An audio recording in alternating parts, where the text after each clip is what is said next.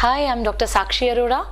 It's my pleasure to be here to deliver a live lecture in gynecology. The topic which I have decided for today is amenorrhea. But before I proceed to amenorrhea, thanks a lot for the warm acceptance you've given to all my books: Self-Assessment and Review Obstetrics, Self-Assessment and Review Gynecology, Self-Assessment and Review ENT. Whenever I go somewhere, there are few students who come up and ask, "Ma'am, why are these books so lengthy? Why aren't they short and sweet?" So my answer to this question is that when I'm writing these books and when I'm editing, I always keep two aims in mind. Number one, these books should help you to clear your postgraduate medical entrance examinations, and which I hope all of you will do. And the second aim is you should get the subject speciality of your choice and the college of your choice. Now for that you need that extra edge, and that extra edge is provided by my books. So now it is up to you whether you want to read these books or you don't want to read these books. The ball is in your court. So coming to amenorrhea. Amenorrhea, as you know, means absence of menstruation. Now amenorrhea, it could either be physiological or it could be pathological. Physiological amenorrhea, as you know, occurs before puberty, after menopause, during pregnancy,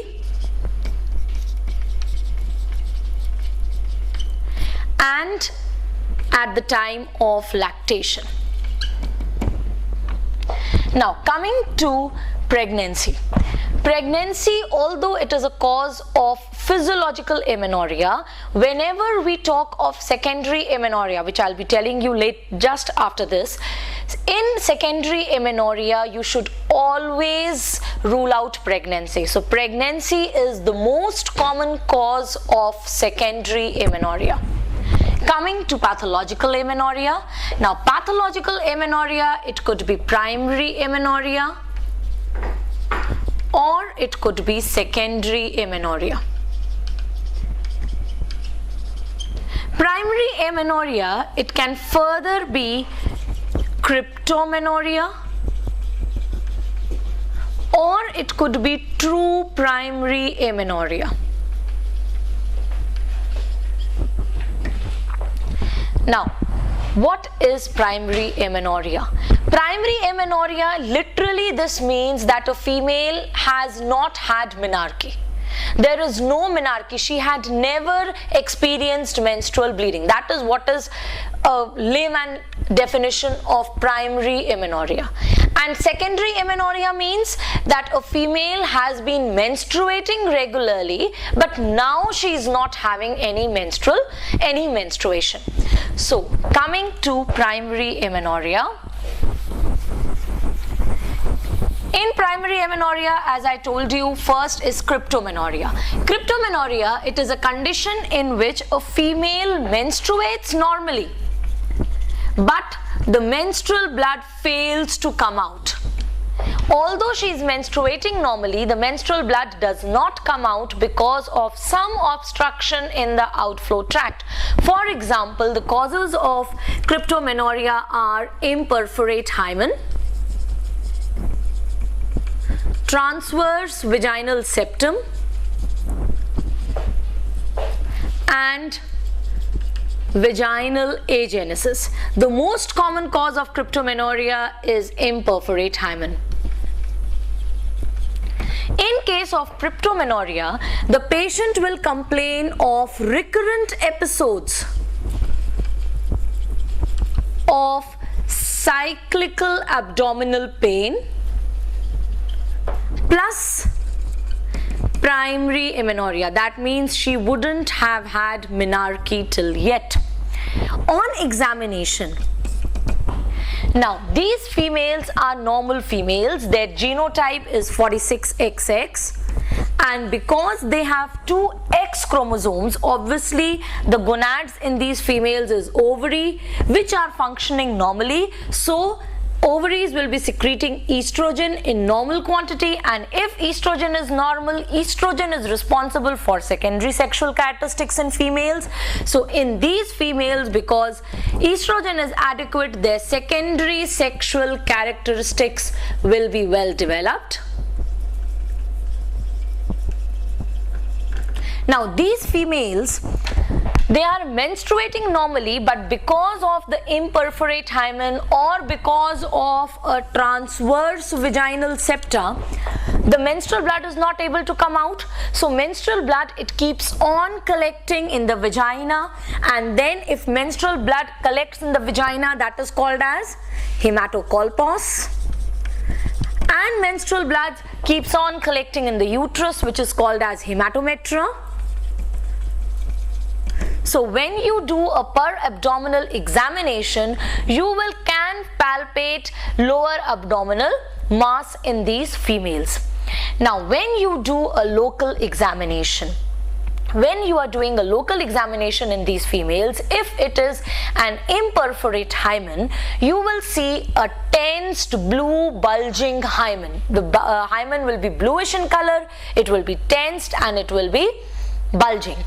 You, as I told you when I was giving my obstetrics lecture, that in virgin females per vaginal examination is contraindicated. So you are not going to do a per vaginal examination. Instead, if you want to feel the uterus, you will go for a per rectal examination. Now how will you manage such a condition? In such a condition, for management, it is very simple. If it is an imperforate hymen, you simply have to give a cruciate incision onto the hymen, and whatever the collected blood is there, it will keep on draining by itself. Now when the blood is draining, please do not give any suprapubic pressure. We do not want any type of infection to develop in the uterus, because then that is going to impair her fertility. If it is a transverse vaginal septum, you simply have to excise the septum, that is excision of the septum. And if it is vaginal agenesis, you have to do a pull-through operation. So that is how we manage these females. On ultrasound, if you do an ultrasound in these females, you will see that the uterus is intact and the uterus is filled with blood. That is, you will find the presence of hematometra as well as hematocolpos. That is all we need to know about cryptomenorrhea. Coming to true primary amenorrhea. True primary amenorrhea, it means that if secondary sexual characteristics are absent, then menarche has not been attained by the age of 14 years. So primary amenorrhea means in absence of secondary sexual characteristics, menarche is not attained by 14 years of age, and in presence of secondary sexual characteristics, menarche has not been attained till 16 years of age.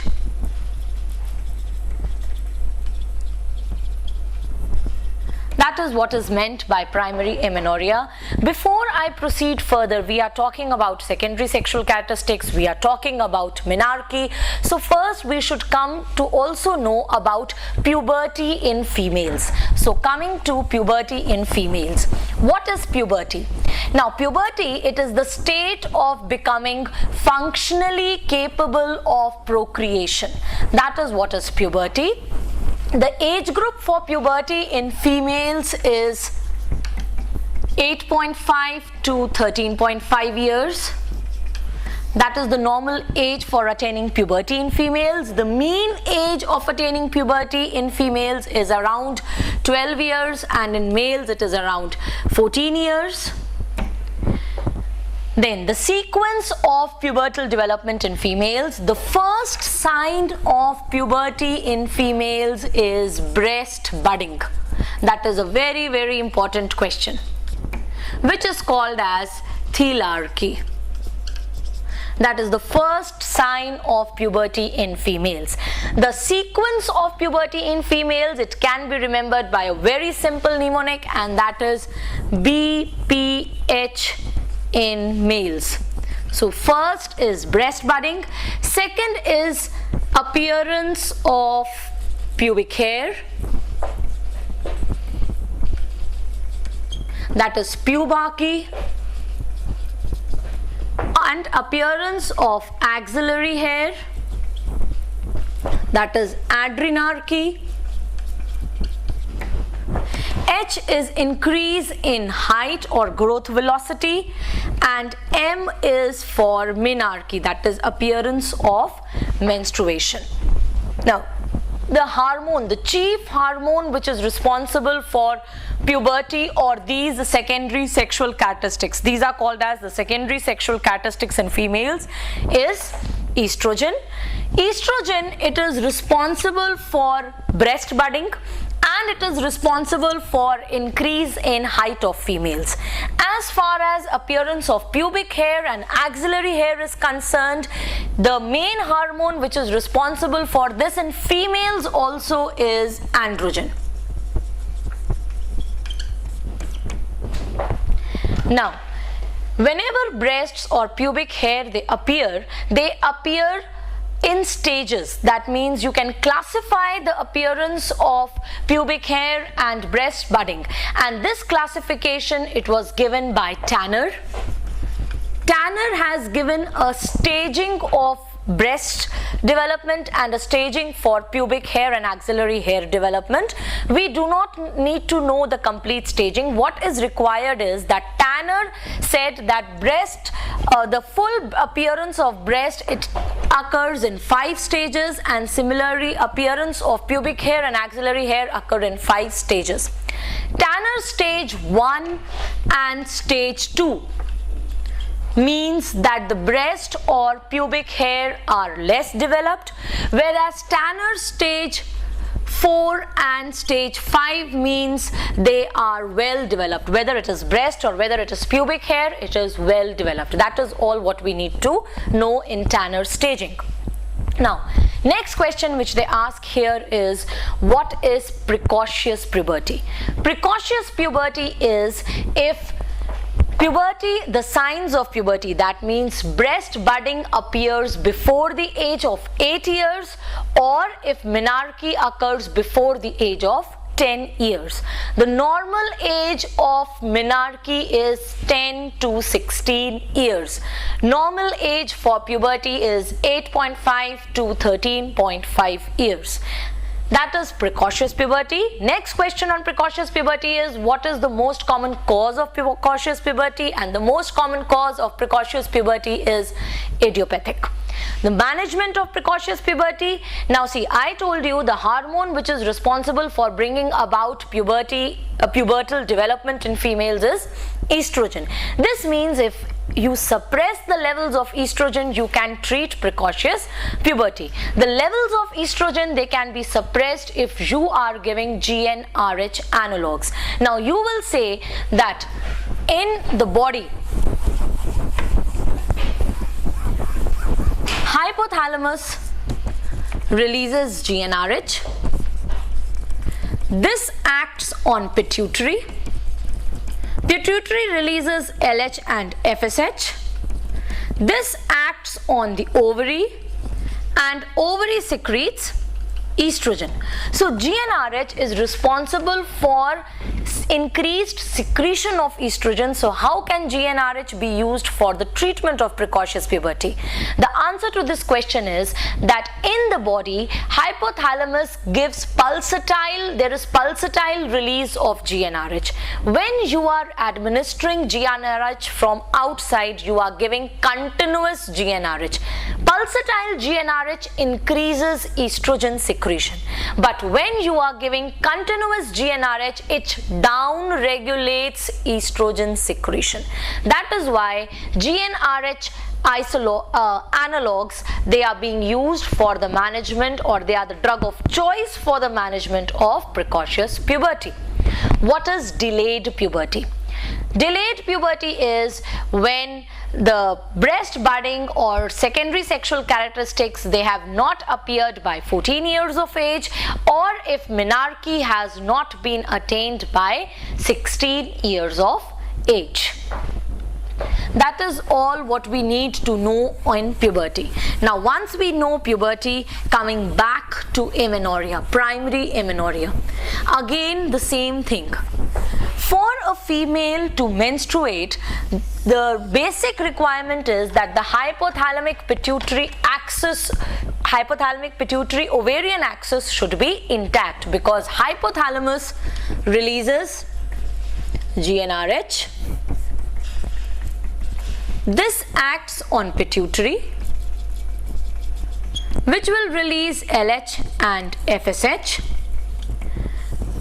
This will act on ovary. Ovary will form estrogen, and once ovulation occurs, progesterone is formed. Both of them, they act on the uterus, and from the uterus menstruation occurs. So all this intact, this whole tract should be intact for menstruation to occur. If there is a problem at any of these levels, the female will not be able to menstruate. So the causes of amenorrhea, whether it is primary amenorrhea or whether it is secondary amenorrhea, they can be broadly classified into 4 compartments. For example, first compartment is uterus, that is compartment 1. The second compartment is ovary, which is compartment 2. Third compartment is pituitary, which is compartment 3. And then we have the fourth compartment, hypothalamus.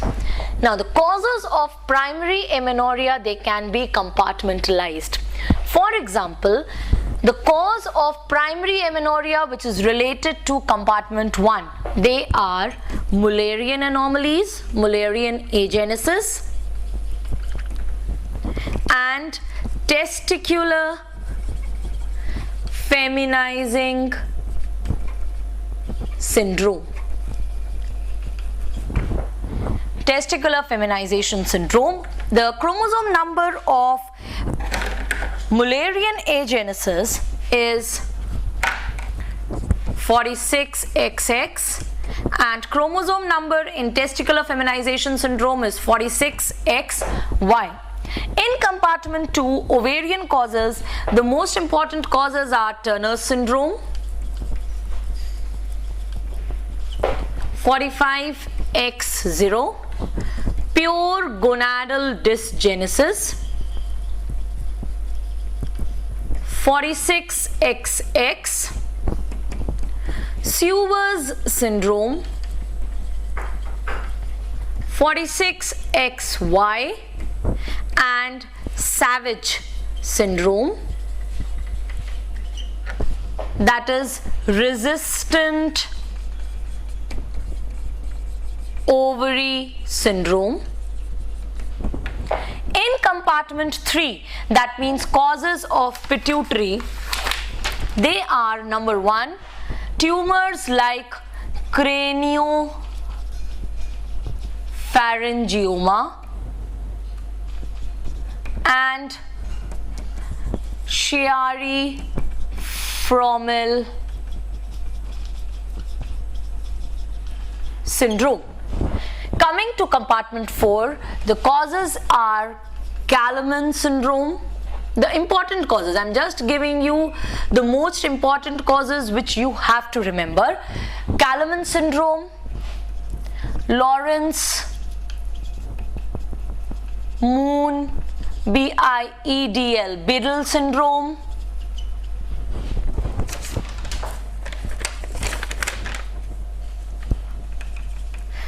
then Froelich syndrome,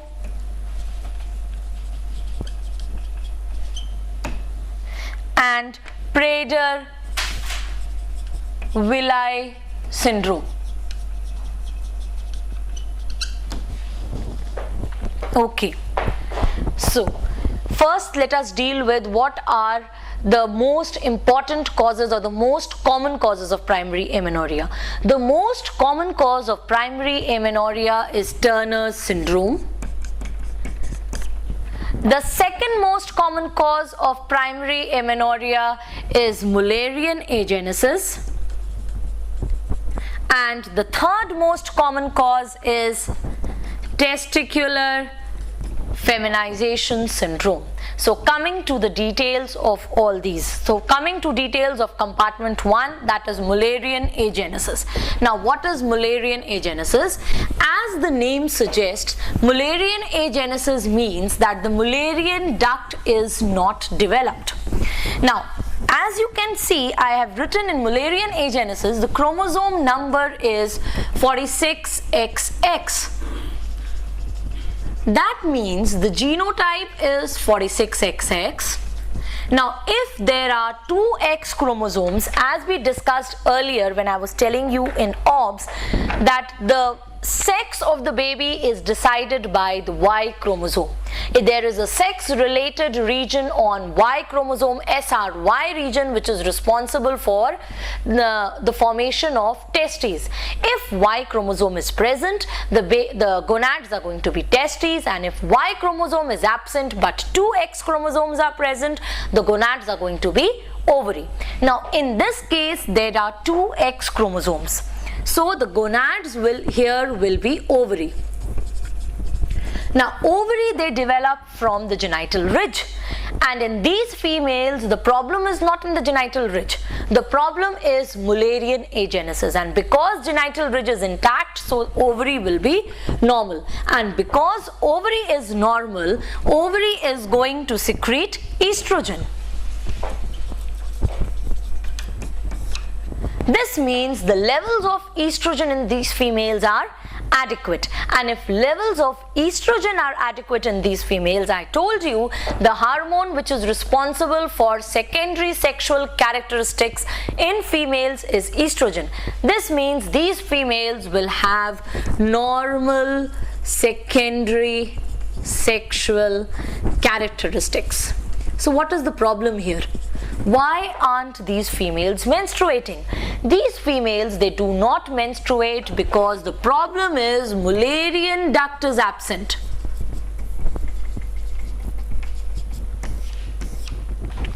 Now because Mullerian duct is absent, and Mullerian duct is responsible for formation of fallopian tube,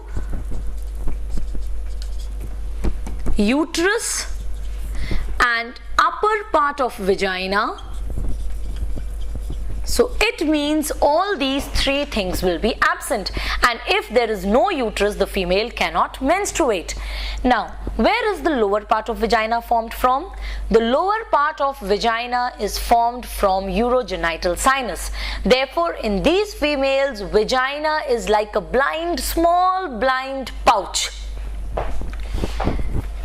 Now when the Mullerian duct develops, okay, I'm erasing this. When the Mullerian duct is formed, it grows from above downwards and it leads to the formation of fallopian tube.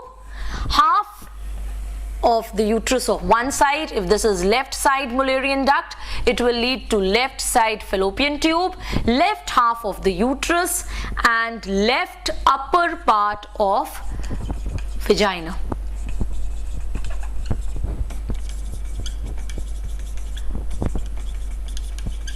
And similarly, the right side Mullerian duct will form right side fallopian tube, right half of the uterus and right upper part of vagina, and then there will be a fusion, and this results in the formation of the two fallopian tubes, uterus and vagina. This wall between them will dissolve. That is how uterus, fallopian tube and vagina are formed in a female. Now if Mullerian duct is absent, ideally it should be that fallopian tubes should be absent, uterus should be absent and upper part of vagina should be absent. But in few cases, the distal part of fallopian tube can be present. The reason for this is that Mullerian duct grows from above downwards.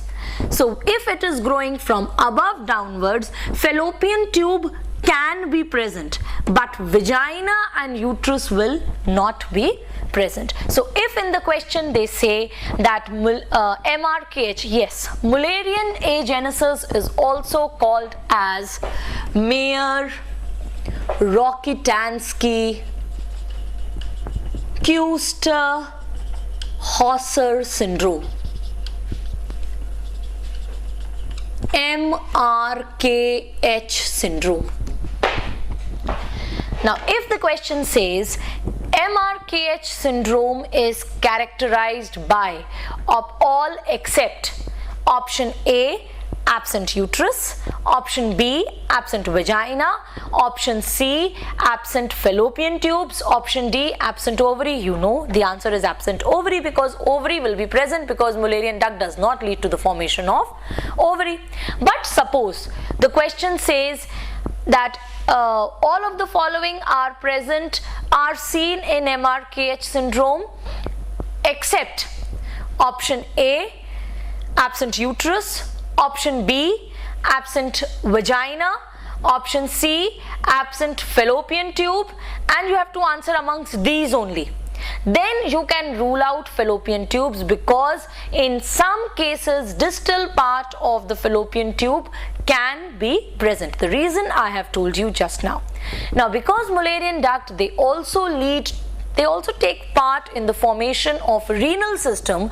Therefore in MRKH syndrome, in 20% cases there is associated renal anomalies, and the most common renal anomaly which we see here is horseshoe shaped kidney, and in 12% cases there is associated skeletal anomaly, most common being scoliosis. So whenever you are making the diagnosis of MRKH syndrome, you should also get an intravenous pyelography done to rule out associated renal anomalies.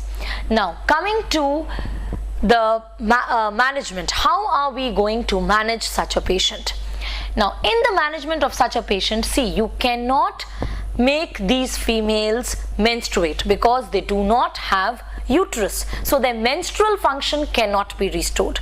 But what we can do is we can make these females capable of getting married, and that is we can do a vaginoplasty in these females. So the management in these females is vaginoplasty, that is the definitive management.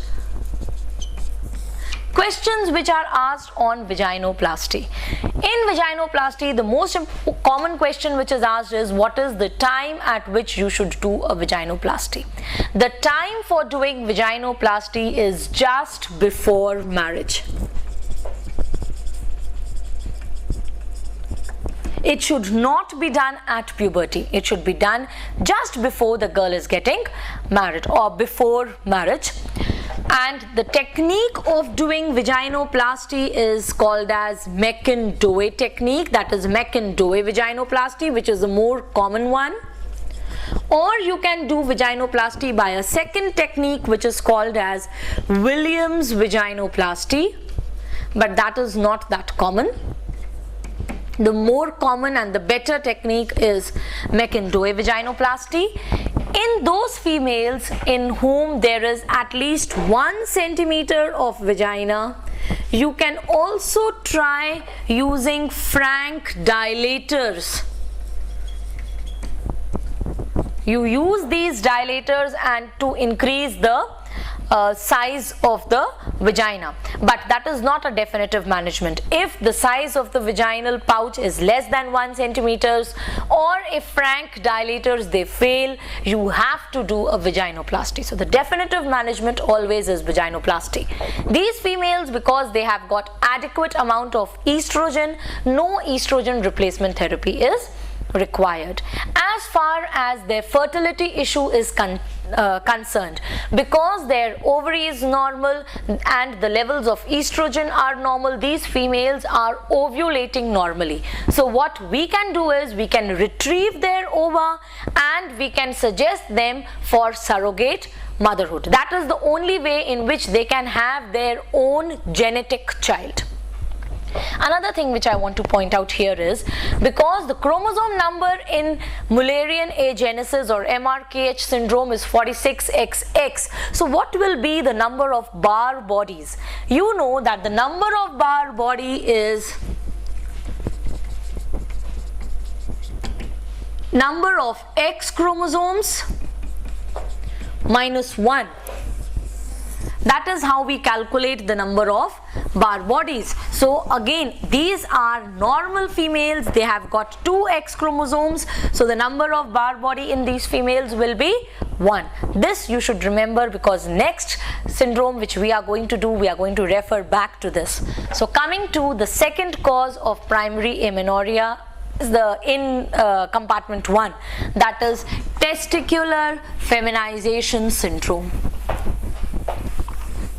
I hope you've all understood what is MRKH syndrome.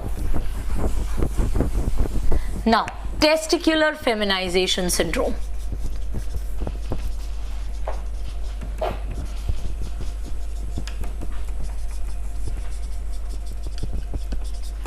In testicular feminization syndrome, as I have shown you in the chart, chromosome number is 46XY. That means their genotype is 46XY.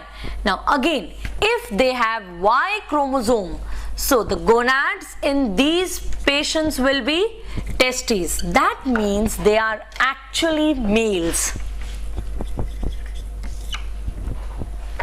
The problem here is that these males, they are insensitive to testosterone because the cytosol receptors of testosterone are absent in these males. So the problem is the testes, they are secreting testosterone normally, but they are insensitive to testosterone, as the cytosol receptors for testosterone are absent. This means because their gonads are testes, I told you that gonads, testes, they secrete 2 things. Number 1 is testosterone. Now these males, they are insensitive to testosterone. That is one problem. Then I told you that testes, they also secrete Mullerian inhibiting factor. This I told you when we were doing again a live lecture in our OBS. Now testes, because they are secreting Mullerian inhibiting factor,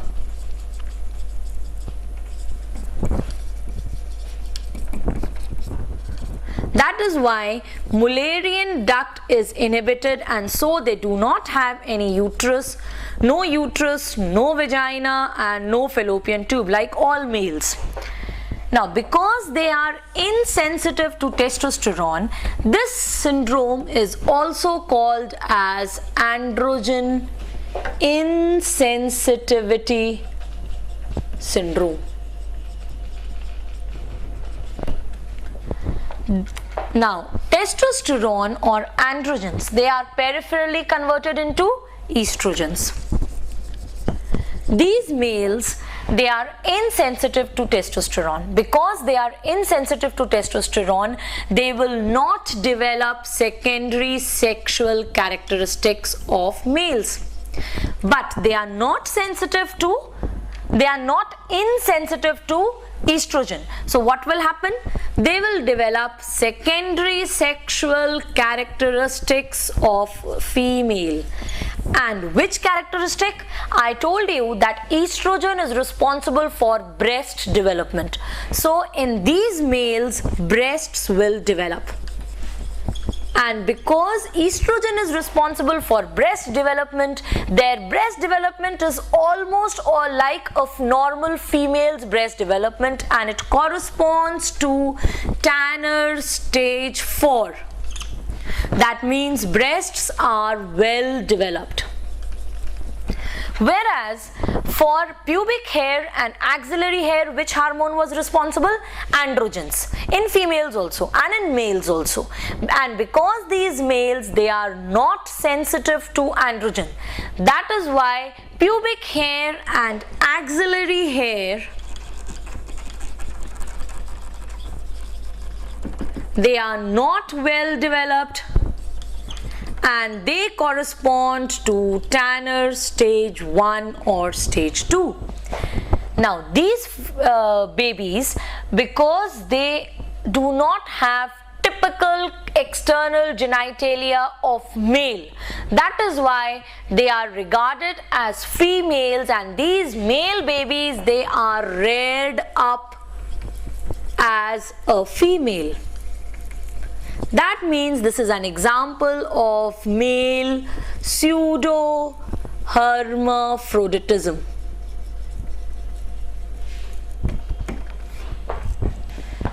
And this is the reason why their parents, they get concerned, because they do not have menarche. Obviously they don't have any uterus, and that is the reason why they come to you with primary amenorrhea. Although they are males, their complaint will be primary amenorrhea.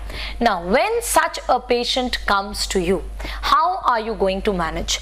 Number one, see, they'll be coming to you somewhere around 14 years, 16 years of age. Now at this time, if you tell these patients or their parents that they are not female babies, they are male, not babies now, they are not females, they are males, that will cause a lot of psychological trauma. So you will continue to raise them up as females. That is the first principle. Second thing, now in these patients, these testes, they are intra-abdominal testes. And intra-abdominal testes, they always have higher chances of malignancy. So your aim should be to remove the testes. That means you are going to remove their gonads. That is okay, no problem. But once you remove the testes, the problem is that testes are the source for estrogen in these females. This means the levels of estrogen will go down, and these the supposed females will suffer from menopausal like symptoms like osteoporosis, hot flushes. So what are you going to do? You are going to give them estrogen replacement therapy. And the third thing, so let us write down the management side by side. Number one, you are going to let them remain as females. Number two, because their testes are intra-abdominal, which have got high chances of malignancy, you are going to remove the testes. And because these testes are intra-abdominal, it could be that these patients present to us with inguinal hernia. Number three, because we are removing the testes, the source for estrogen is lost. Therefore, we have to give estrogen replacement therapy to them. And number four, you have to make these females capable of getting married. That means you have to do a vaginoplasty.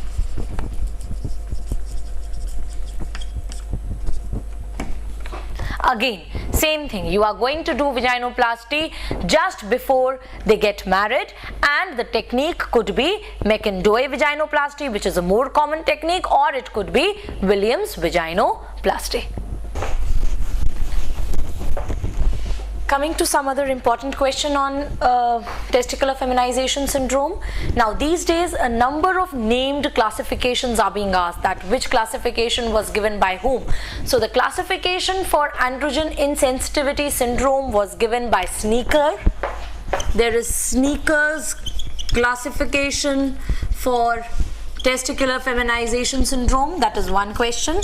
Second question is, incomplete testicular feminization syndrome or androgen insensitivity syndrome is called as Riefenstein syndrome.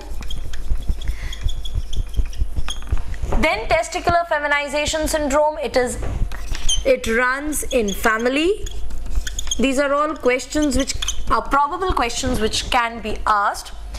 And the number 4 is, since like we say that at what is the time for doing vaginoplasty, similarly a question was once asked, what is the time for doing gonadectomy in these patients? The correct age for doing gonadectomy in these patients is after they have attained puberty.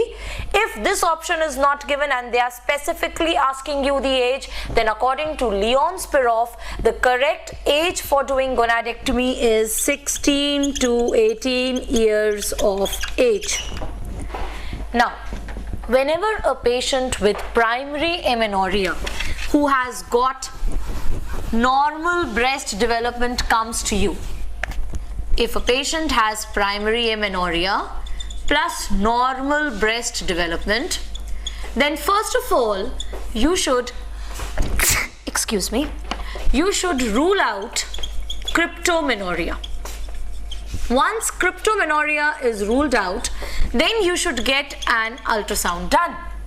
In ultrasound, you should see whether uterus is present or absent. Now, if in ultrasound uterus is absent, then there can be only 2 problems. Either it could be a Mayer-Rokitansky-Kuser-Hauser syndrome,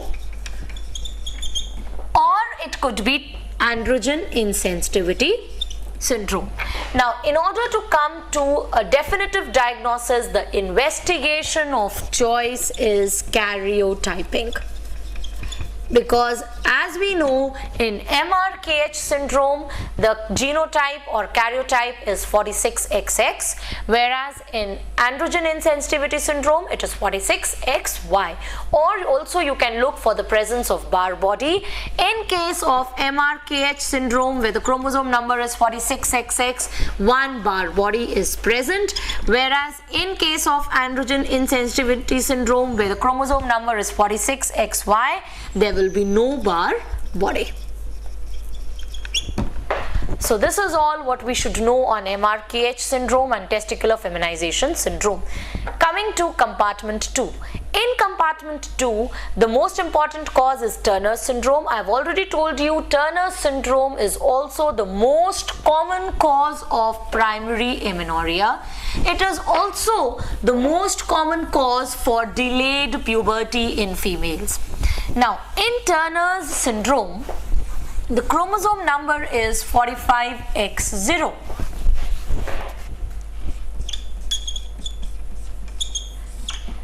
Because chromosome number is 45X0 and because there is no Y chromosome, so obviously the gonads will not be testes, but then they do not also have 2X chromosomes. 2X chromosomes are responsible for formation of ovaries. Now here there is a single X chromosome. That is why the ovaries are not well developed in these patients and they have got what is called as streak gonads. Now, because their gonads are streak, their ovaries are not very well developed, so the level of estrogen in these patients will also be less. And because they have inadequate estrogen, what will happen to the secondary sexual characteristics? Secondary sexual characteristics will not be developed. And estrogen, it is also responsible for increase in height. Because there is less of estrogen, these patients will be short-statured.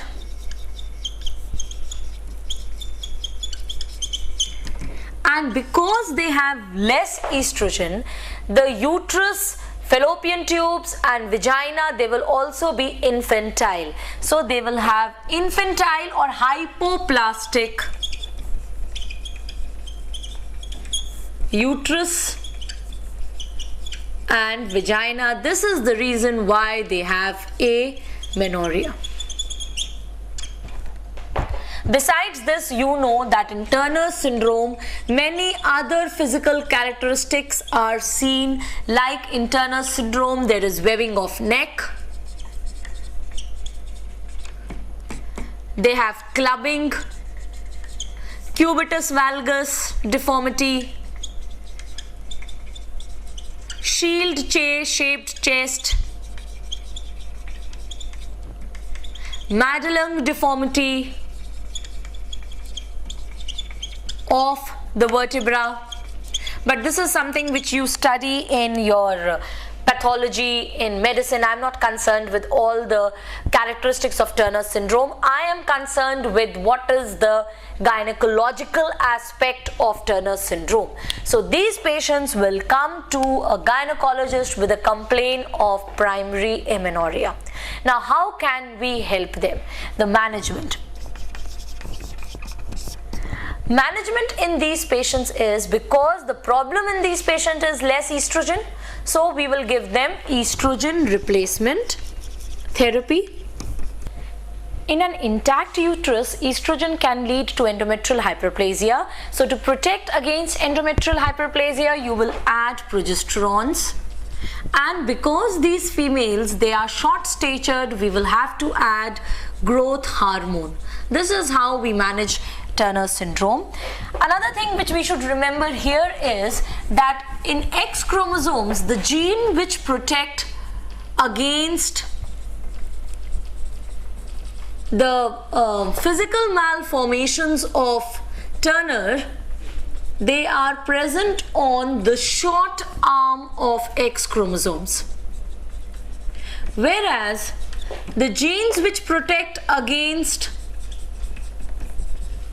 streak gonads, they are present on the long arm of X chromosome.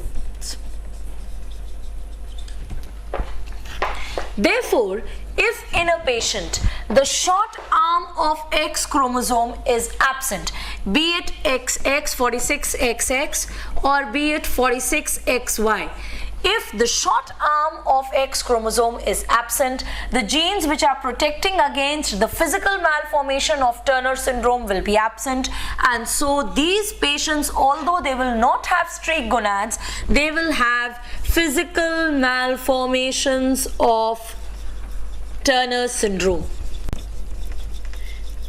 either in male or in female direction. Whereas on the other hand, if the long arm of X chromosome is absent, the genes which are protecting against streak gonads are absent. So if the chromosome number is 46XX but the long arm of X chromosomes is absent, it will lead to streak gonads also, although the physical manifestations of Turner syndrome will not be there. This is exactly what is happening in true gonadal dysgenesis, the second cause of primary amenorrhea in compartment 2. In true gonadal dysgenesis, the gonads are streak, but the physical malformations of Turner syndrome is absent. The third cause in second compartment was Swyer syndrome, SWYERS syndrome. There I have told you it is 46XY, and there the problem is that it is the male counterpart of Turner's syndrome. The fourth was Savage syndrome. Savage syndrome means resistant ovary syndrome.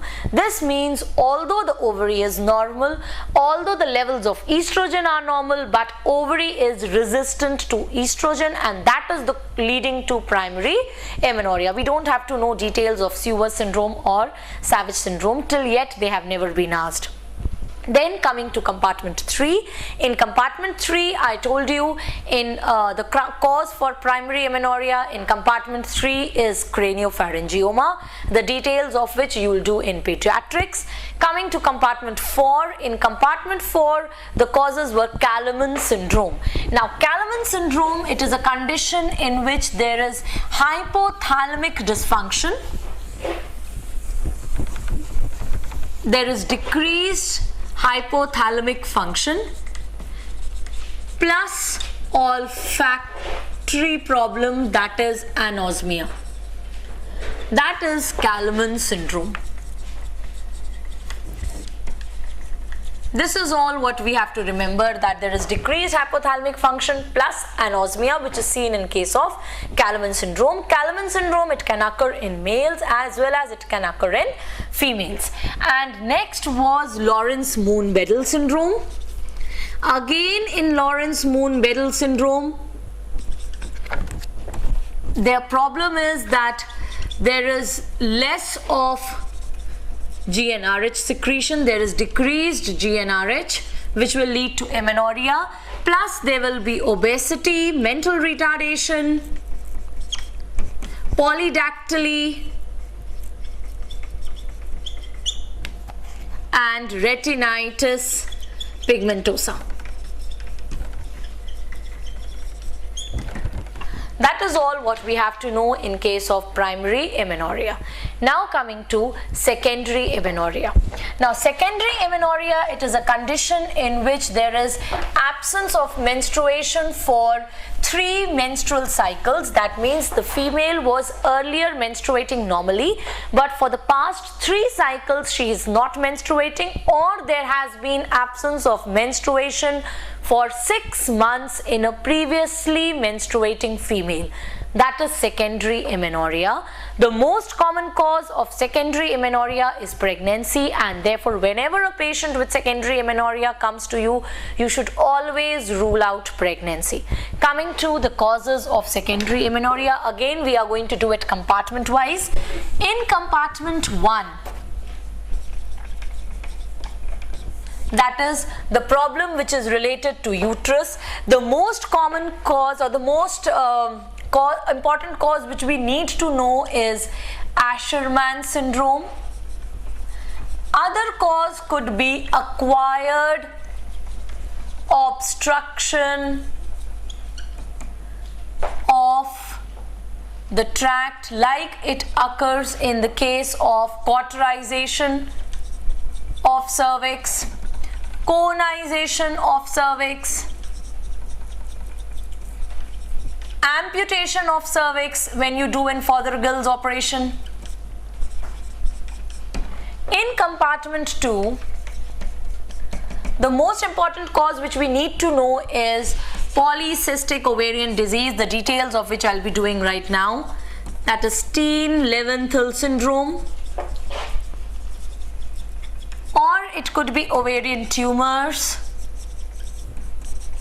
or it could be surgical removal of the ovaries, radiotherapy, or infections of the ovary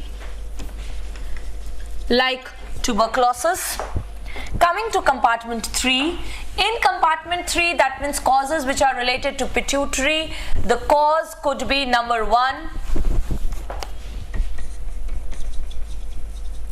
pituitary tumors like adenomas. It could be Sheehan syndrome.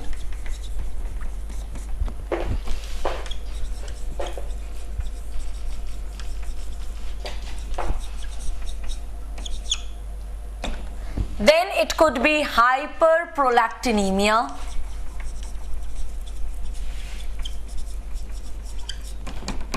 These are some of the important causes which can occur in pituitary, which can lead to secondary amenorrhea. Compartment 4, that is hypothalamus.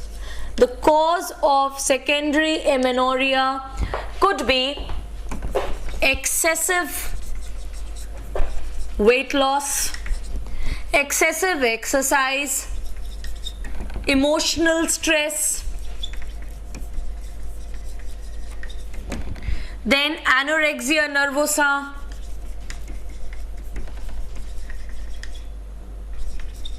bulimia. In all these conditions, the release of GnRH is affected, and that is why it leads to secondary amenorrhea. Besides these compartment-wise causes, other generalized systemic causes of secondary amenorrhea are hypothyroidism, diabetes, chronic liver disease, renal disease, anemia, HIV. Now, coming to compartment 1. In compartment 1, I told you the most important cause which we have to remember is Asherman syndrome. Now, what is Asherman syndrome? Asherman syndrome, it is a condition in which the endometrial lining of the uterus is destroyed, and this results in formation of intrauterine synechia. In the uterus, number of synechia will be formed, and that is what is Asherman syndrome. The most common cause of Asherman syndrome is a curettage, which is done after delivery, postpartum curettage. That is the most common cause. Other causes of Asherman syndrome are tuberculosis, schistosomiasis, and endometrial ablation. Next question which they ask on Asherman syndrome is how is an Asherman syndrome patient going to present to you? Because the endometrial lining is destroyed, that is why she'll be complaining of amenorrhea, or she could also complain of hypomenorrhea. What is hypomenorrhea? Hypomenorrhea is when normally a female menstruates, the menstrual days are 2 to 5 days.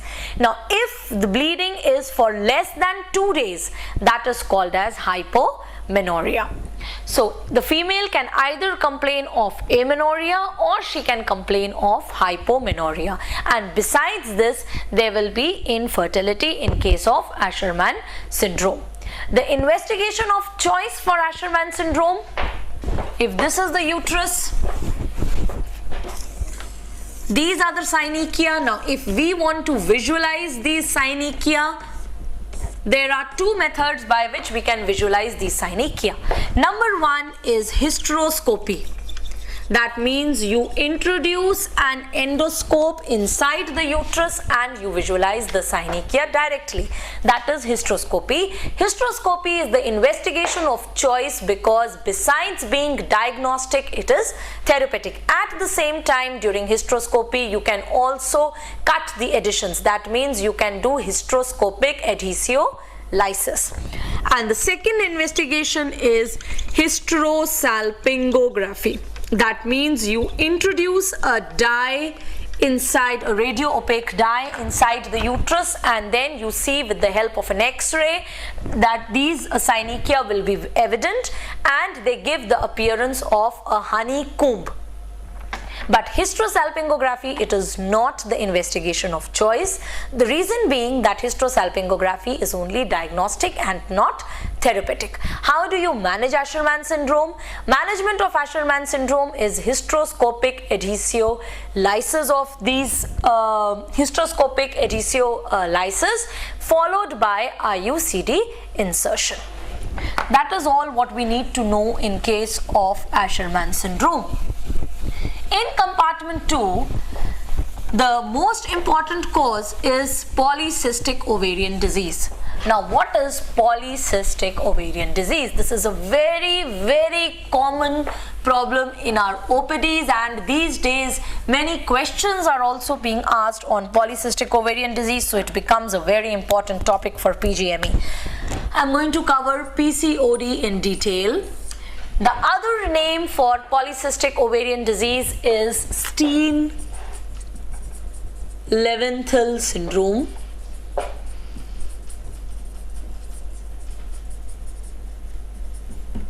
Now, the problem in case of PCOD is that there is excessive androgen production.